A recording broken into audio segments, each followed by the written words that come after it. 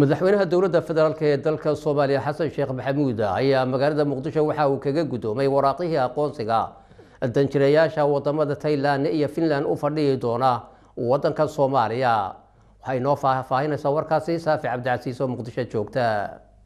madaxweynaha Soomaaliya Xasan Sheekh Maxamuud ayaa maanta warqadaha aqoonsiga ee safiirnimo ka gudoomay danjireyaasha dalalka Thailand iyo waliba Finland u soo magacaabeen Soomaaliya.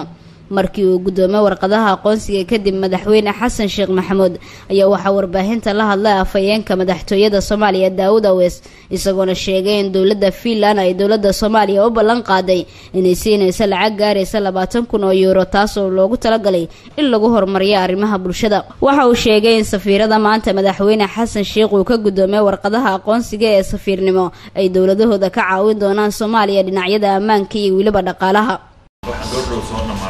kulan madaxweynaha jamhuuriyadda federaalka Soomaaliya waraaqaha aqoonsiga ee gudoomay danjiraha cusub ee Finland u fadhiyi doonta dalka Soomaaliya Staja Polborki Fernandes waxa ay wakiil ka tahay jamhuuriyadda Finland oo ay safiir uga noqonayso dalka Soomaaliya.